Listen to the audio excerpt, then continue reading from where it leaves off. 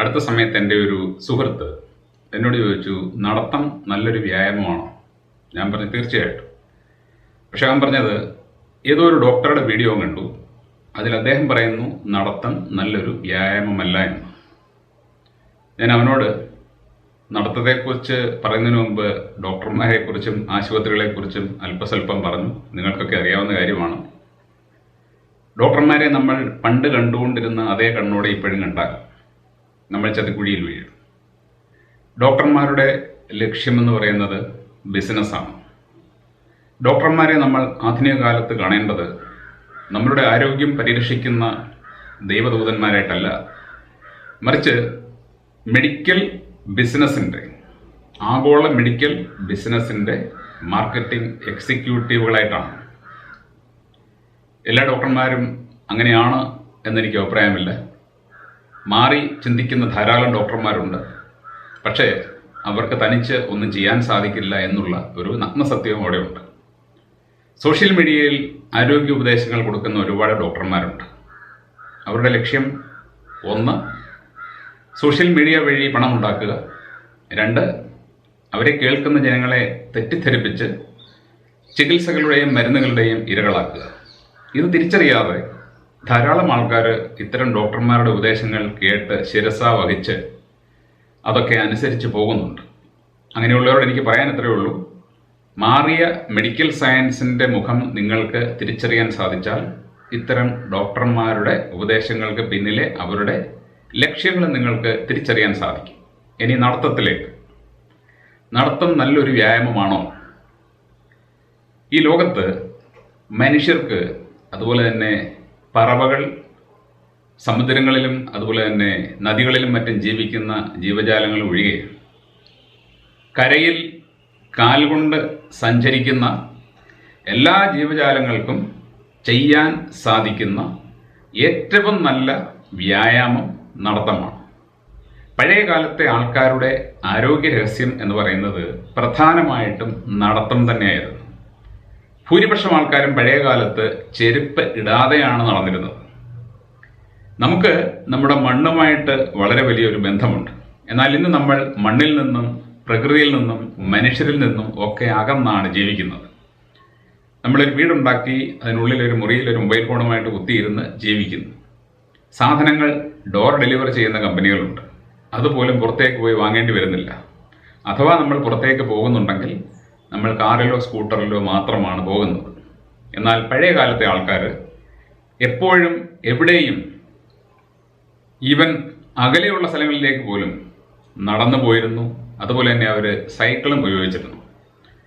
നടക്കുന്നതും സൈക്കിൾ ചവിട്ടുന്നതും നമ്മൾ തുലനം ചെയ്യുമ്പോൾ നടത്തം തന്നെയാണ് സൈക്ലിങ്ങിനേക്കാൾ നല്ലത്.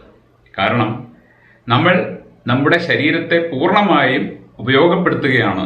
നമ്മൾ അല്പം പോലും മറ്റൊരു യന്ത്രത്തിൻ്റെ സഹായമില്ലാതെ ശരീരത്തിലെ എല്ലാ ഭാഗങ്ങളും പൂർണ്ണമായിട്ടും ഉപയോഗപ്പെടുത്തിക്കൊണ്ടാണ് നടക്കുന്നത്. അതിലുപരി നമ്മൾ മനസ്സിലാക്കണം, മറ്റ് വ്യായാമങ്ങൾ നമ്മൾ ചെയ്യാൻ പോയി കഴിഞ്ഞാൽ ചില ആൾക്കാർ പറയും നടക്കുന്നത് കൊണ്ട് ഗുണമില്ല, നിങ്ങൾ ജിമ്മിൽ പോകണം, അല്ലെങ്കിൽ ഏതെങ്കിലും കായിക മുറ അഭ്യസിക്കാൻ പോകണം, അല്ലെങ്കിൽ നീന്താൻ പോകണം എന്നൊക്കെ പറയും. അതില്ലെങ്കിൽ യാതൊരു അർത്ഥവുമില്ല.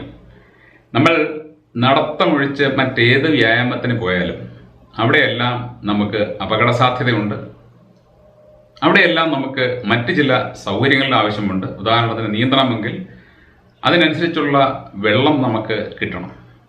നല്ല ശുദ്ധമായ വെള്ളം ഒഴുകുന്ന പുഴയോ കുളമോ ഒക്കെ ഉണ്ടെങ്കിൽ മാത്രമേ നമുക്ക് നീന്താൻ പറ്റുള്ളൂ. എല്ലാവർക്കും ആ സൗകര്യം കിട്ടണമെന്നില്ല. ജിമ്മിലേക്ക് ഒരു വ്യക്തി പോകുകയാണെന്നുണ്ടെങ്കിൽ അവിടെ അയാൾക്കൊരു പരിശീലകൻ ആവശ്യമാണ്. ജിമ്മിൽ പണം കൊടുക്കണം. ജിമ്മിൽ പോകാനായിട്ടുള്ള സമയം കണ്ടെത്തണം. ഒപ്പം അവിടെ ചെന്ന് നമ്മൾ ശരിയായ രീതിയിൽ ജിമ്മിൽ വർക്കൗട്ട് ചെയ്തില്ലെങ്കിൽ ഗുണത്തേക്കാളേറെ അത് ദോഷമുണ്ടാക്കും. ജിമ്മിൽ പോയി അവിടുത്തെ വർക്കൗട്ടിൽ അംഗഭംഗം സംഭവിച്ച ആൾക്കാരുണ്ട്, മരണം സംഭവിച്ചവരുണ്ട്. അതേപോലെ തന്നെ ചില ആൾക്കാർക്ക് നടുവിലങ്ങി പോവുക, മറ്റ് പരിക്കുകൾ പറ്റുക, ഇങ്ങനെയൊക്കെയുള്ള സാധ്യതകൾ അവിടെയുണ്ട്. അപ്പോൾ അവിടെ നമ്മൾ വർക്കൗട്ട് ചെയ്യുമ്പോൾ നമുക്ക് ഒരുപാട് സൂക്ഷിക്കേണ്ടതായിട്ടുണ്ട്. നിങ്ങൾ കളരി അഭ്യസിക്കാൻ പോയാലും യോഗയ്ക്ക് പോയാലും കരാട്ടെ പഠിക്കാൻ പോയാലും എന്തിനു തന്നെ പോയാലും അവിടെ എല്ലാം തന്നെ പരിശീലകൻ്റെ ആവശ്യമുണ്ട്. അവ ശരിയായ രീതിയിൽ ചെയ്തില്ലെങ്കിൽ യോഗയെ വളരെയധികം പ്രചരിപ്പിക്കുന്നുണ്ട്. യഥാർത്ഥത്തിൽ യോഗ ശരിയായ രീതിയിൽ ചെയ്തില്ലെങ്കിൽ ചെയ്യുന്ന ആൾക്ക് ഗുണമല്ല ദോഷമാകും ഉണ്ടാവുക.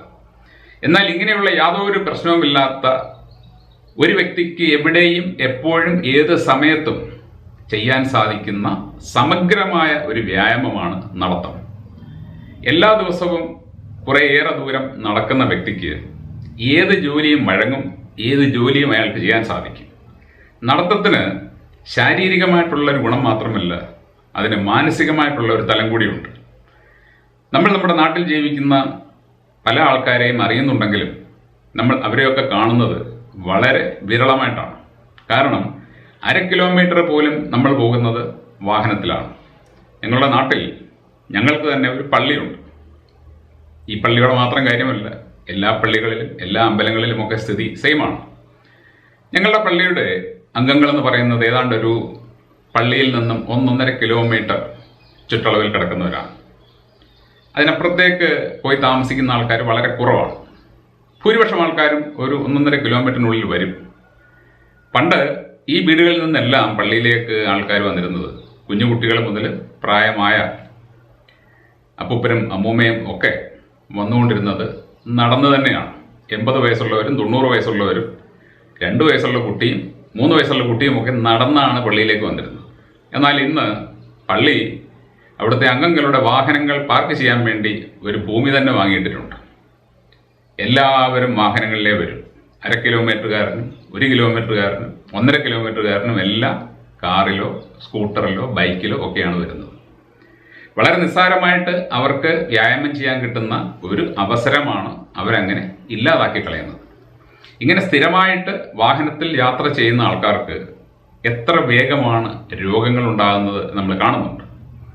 പഴയ കാലത്തെ ആൾക്കാർക്ക് ഇല്ലാതിരുന്ന പല രോഗങ്ങളും പല മഹാരോഗങ്ങളും ഇന്നത്തെ തലമുറയ്ക്ക് കിട്ടുന്നതിൻ്റെ ഒരു പ്രധാന കാരണം വ്യായാമമില്ലായ്മയാണ്. അവർക്ക് ഏറ്റവും ഈസിയായിട്ട് ചെയ്യാൻ സാധിക്കുന്ന നടത്തം അവർ ഉപയോഗപ്പെടുത്തുന്നില്ല.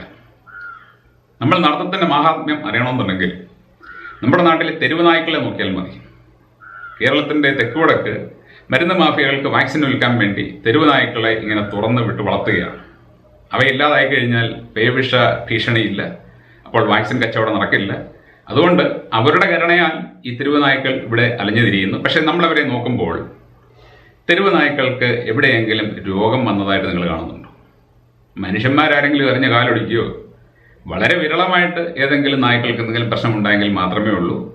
കാരണം അവയ്ക്ക് ശരിയായ രീതിയിൽ ഭക്ഷണമൊക്കെ കിട്ടാതെ വന്നു കഴിഞ്ഞാൽ ചിലപ്പോൾ രോഗമുണ്ടാകും. നമ്മളെപ്പോലെ 3 നേരം ആഹാരം കഴിക്കാനൊന്നും അവയ്ക്ക് കിട്ടുന്നില്ല. അവ ഭക്ഷണം തേടിയാണ് അലഞ്ഞുകൊണ്ടിരിക്കുന്നത്. അപ്പോൾ ആവശ്യത്തിന് ഭക്ഷണം കിട്ടുന്നുണ്ടെങ്കിൽ അവയ്ക്ക് ഒരു രോഗം വരില്ല. അങ്ങനെ വരാതിരിക്കുന്നതിന് പ്രധാന കാരണം അവ എപ്പോഴും നടക്കുകയാണ്. എല്ലാ ജീവജാലങ്ങളും നമ്മൾ നോക്കിക്കഴിഞ്ഞാൽ മറ്റെല്ലാ ജീവജാലങ്ങളും തന്നെ എല്ലാ ദിവസവും കോഴികളെയൊക്കെ നാടൻ കോഴികളെ നമ്മൾ വളർത്തുന്നുണ്ടെങ്കിൽ നിങ്ങൾ നോക്കണം, രാവിലെ മുതൽ വൈകുന്നേരം വരെ അവ നടന്നുകൊണ്ടിരിക്കും. അപ്പോൾ നടത്തം എന്ന് പറയുന്നത് നമ്മളെ ഈ പ്രകൃതിയുമായിട്ട് ചേർത്ത് നിർത്തുന്ന ഒരു വ്യായാമമാണ്. ഒപ്പം ഞാൻ പറഞ്ഞ പോലെ നമ്മൾ നടക്കാൻ പോകുമ്പോൾ നമ്മൾ നമ്മുടെ നാട്ടിലുള്ള ഒരുപാട് ആൾക്കാരെ മുഖാമുഖം കാണുന്നു, അവരോട് സംസാരിക്കുന്നു. നമ്മൾ നമ്മുടെ വീട്ടിൽ തന്നെ ചടഞ്ഞുകൂടിയിരിക്കുമ്പോൾ നമ്മുടെ മനസ്സിലേക്ക് ധാരാളം നിഷിദ്ധ ചിന്തകൾ വരും. നമ്മൾ പലപ്പോഴും മാനസികമായിട്ട് സമ്മർദ്ദത്തിലാവും. കാര്യം നമ്മൾ നമ്മുടെ ജീവിതം മാത്രമേ കാണുന്നുള്ളൂ, നമ്മൾ പുറംലോകം കാണുന്നില്ല. അപ്പോൾ നമ്മൾ ചിന്തിക്കുന്നത് ഇപ്പോൾ ഞാൻ അനുഭവിച്ചുകൊണ്ടിരിക്കുന്ന ദുഃഖം പ്രയാസം എനിക്ക് മാത്രമുള്ളതാണ്, മറ്റാർക്കുമില്ല. അപ്പോൾ ഈ ടെൻഷൻ പേറിക്കൊണ്ടാണ് ഒരു കുടുംബത്തിൽ ഭാര്യയും ഭർത്താവും കുട്ടികളുമൊക്കെ ജീവിച്ചു പോകുന്നത്. എന്നാൽ അവർ പുറത്തേക്കിറങ്ങി നടക്കുകയും അവർ മറ്റുള്ള ആൾക്കാരെ കാണുകയും അവരുമായിട്ട് ആശയവിനിമയം നടത്തുകയൊക്കെ ചെയ്യുമ്പോൾ അവർക്ക് മനസ്സിലാകും, ഞാൻ മാത്രമല്ല അല്ലെങ്കിൽ ഞങ്ങൾ മാത്രമല്ല, ഞങ്ങളെപ്പോലെ തന്നെ പ്രയാസങ്ങളും ബുദ്ധിമുട്ടുകളും ഒക്കെ അനുഭവിക്കുന്ന ഒരുപാട് പേര് ഭൂമിയിലുണ്ട്. അത് നിങ്ങൾക്ക് ഒരുപാട് ആശ്വാസം നൽകും, നിങ്ങളുടെ മനസ്സിന് ഉണർവ് നൽകും. ഒപ്പം തന്നെ ഇതൊന്നുമില്ലാതെ തന്നെ നമ്മൾ കുറേ ദൂരം നടക്കുമ്പോൾ നമ്മൾ പ്രകൃതിയുമായിട്ട് ഇഴുകിച്ചേർന്നാണ് നടക്കുന്നത്. നമ്മളൊരു കാറിലോ സ്കൂട്ടറിലോ പോകുമ്പോൾ യഥാർത്ഥത്തിൽ നമ്മൾ പ്രകൃതിയിൽ നിന്നും അകന്നാണ് പോകുന്നത്. നടന്നു പോകുമ്പോൾ നമുക്ക് കാണാൻ സാധിക്കുന്ന കാര്യങ്ങൾ, അനുഭവിക്കാൻ സാധിക്കുന്ന കാര്യങ്ങൾ ഒന്നും തന്നെ വാഹനത്തിൽ പോകുമ്പോൾ നമുക്ക് ലഭിക്കില്ല. അത് തന്നെ നമുക്ക് ഒരു ഉന്മേഷം നൽകും, ഉണർവ് നൽകും. വിവിധ കാഴ്ചകൾ, മൊബൈൽ ഫോണിലേക്ക് മാത്രം നോക്കിക്കൊണ്ടിരിക്കുന്ന ഒരു വ്യക്തി പുറത്തിറങ്ങി നടക്കുമ്പോൾ ധാരാളം മരങ്ങൾ കാണുന്നു, മനുഷ്യരെ കാണുന്നു, ജീവജാലങ്ങളെ കാണുന്നു, അതുവരെ കണ്ടിട്ടില്ലാത്ത ചെടികൾ കാണുന്നു, പുഴ കാണുന്നു, പാടങ്ങൾ കാണുന്നു. ഇതെല്ലാം അയാളുടെ മനസ്സിലേക്ക് ഒരുപാട് പോസിറ്റീവ് എനർജി കൊണ്ടുവരും. അങ്ങനെ ഒരു നടത്തം കഴിഞ്ഞ് വരുമ്പോൾ ആ വ്യക്തിക്ക് ശാരീരികമായിട്ടും മാനസികമായിട്ടും ഒരുപാട് ബെനിഫിറ്റുകൾ കിട്ടുന്നുണ്ട്. പക്ഷേ നമ്മൾ ഈ നടക്കാൻ പോകുന്നൊരു ഏർപ്പാട് ഇപ്പോഴുണ്ട്. അത് അത്ര അഭികാമ്യമായ ഒരു കാര്യമല്ല. പലപ്പോഴും ഞാൻ നാട്ടിൻപുറങ്ങളിൽ കണ്ടിട്ടുണ്ട്, വലിയ വലിയ വാഹനങ്ങളൊക്കെ പോകുന്ന റോഡിലൂടെ, ഈവൻ ഹൈവേയിൽ ഞാൻ കണ്ടിട്ടുണ്ട്. വെളുപ്പാങ്കാലത്ത് ഇരുട്ടുള്ള സമയത്ത് പെട്ടെന്ന് കാണാൻ സാധിക്കാത്ത തരത്തിലുള്ള കളറുള്ള കറുത്ത വസ്ത്രവുമൊക്കെ ധരിച്ച്, അല്ലെങ്കിൽ അതുപോലത്തെ ഇരുണ്ട വസ്ത്രങ്ങളൊക്കെ ധരിച്ച് റോഡിൻ്റെ അരികു ചേർന്ന് നടുക്കൂടെയൊക്കെ നടക്കാൻ പോകുന്നവർ. വാഹനം ഓടിച്ചു വരുമ്പോൾ ഈ നടന്നു പോകുന്ന ആൾക്കാരെ വളരെ ക്ലോസ് റേഞ്ചിലായിരിക്കും പലപ്പോഴും കാണുന്നത്. കാരണം നമ്മൾ ഹൈ ബീം ഇട്ട് വണ്ടി ഓടിച്ചു കഴിഞ്ഞാൽ എതിരെ വരുന്ന വാഹനക്കാരന് പ്രശ്നമായതുകൊണ്ട് പലപ്പോഴും കാറുകാർ ലോ ബീമിൽ പോകും. ലോ ബീമിൽ സാധാരണ ഒരു 60 കിലോമീറ്റർ സ്പീഡിലാണ് പോകുന്നതെങ്കിൽ ഒരു വളവൊക്കെ തിരിഞ്ഞു ചെല്ലുമ്പോൾ പെട്ടെന്നായിരിക്കും തൊട്ടു മുമ്പിൽ റോഡിൽ കൂടി നടക്കുന്ന ആൾക്കാരെ കാണുന്നത്. ഇത് വളരെ വലിയ അപകടം ഉണ്ടാക്കുന്നൊരു കാര്യമാണ്. അതുകൊണ്ട് നമ്മൾ ഈ നടക്കാനായിട്ട് പോകുന്നത് ഒഴിവാക്കിയിട്ട് നടക്കാൻ കിട്ടുന്ന ഓരോ അവസരവും ഉപയോഗപ്പെടുത്തണം. ഇപ്പോൾ നമ്മുടെ അടുത്തുള്ള ഒരു മാർക്കറ്റുണ്ട്, നമുക്ക് അവിടേക്ക് നടന്നു പോയി സാധനം വാങ്ങിക്കൊണ്ട് വരാൻ പറ്റുമെങ്കിൽ നടന്നു തന്നെ പോയി വാങ്ങിക്കൊണ്ട് വരണം. പള്ളിയിലേക്കും അമ്പലത്തിലേക്കും ഒക്കെ നടന്നു പോകണം. എങ്ങോട്ടെല്ലാം നടന്നു പോകാൻ സാധിക്കുമോ അങ്ങോട്ടെല്ലാം നടന്നു പോകണം. നടക്കാനായിട്ട് നമ്മൾ പോകുന്നുണ്ടെങ്കിൽ സുരക്ഷിതമായ സ്ഥലങ്ങളിൽ മാത്രമേ നടക്കാൻ പോകാവൂ. അതും ഇരുട്ടുള്ള സമയത്ത് പോകാതെ ഇരിക്കുന്നതാണ് നല്ലത്. നിങ്ങൾ അതിരാവിലെയാണ് പോകുന്നതെങ്കിൽ ഏതെങ്കിലും മൈതാനത്തിലേക്ക് പോയിട്ട്, നിങ്ങൾ വാഹനം എടുത്തുകൊണ്ട് ഏതെങ്കിലും ഒഴിഞ്ഞു കിടക്കുന്ന മൈതാനത്തിലേക്കോ അല്ലെങ്കിൽ പുഴയുടെ തീരത്തോ പോയിട്ട് അവിടെ വാഹനം കൊണ്ടുവച്ചിട്ട് അവിടെ നടക്കാൻ പോവുക. വാഹന ഗതാഗതമുള്ള റോഡിൽ കൂടി നടക്കാൻ പോകുന്നത് അപകടമുണ്ടാക്കും. നടക്കാൻ പോകുന്നത് നല്ലതാണെങ്കിൽ ശരി, അത് തന്നെ നമ്മൾ തിരഞ്ഞെടുക്കുന്ന സ്ഥലം എപ്പോഴും സുരക്ഷിതമായിരിക്കണം. അപ്പോൾ ഞാൻ പറഞ്ഞു വന്നത്, നടത്തത്തിന് ഒരുപാട് ഗുണങ്ങളുണ്ട്. നടത്തത്തിൻ്റെ ഏറ്റവും വലിയ പ്രത്യേകത എന്ന് പറയുന്നത്, ഇത് ഏത് വ്യക്തിക്കും എവിടെയും ഏത് സമയത്തും ചെയ്യാൻ പറ്റുന്ന ഏറ്റവും ലളിതമായിട്ടുള്ള വ്യായാമമാണ്. അതുപോലെ തന്നെ സമഗ്രമായിട്ടുള്ള വ്യായാമമാണ് എന്നുള്ളതാണ്.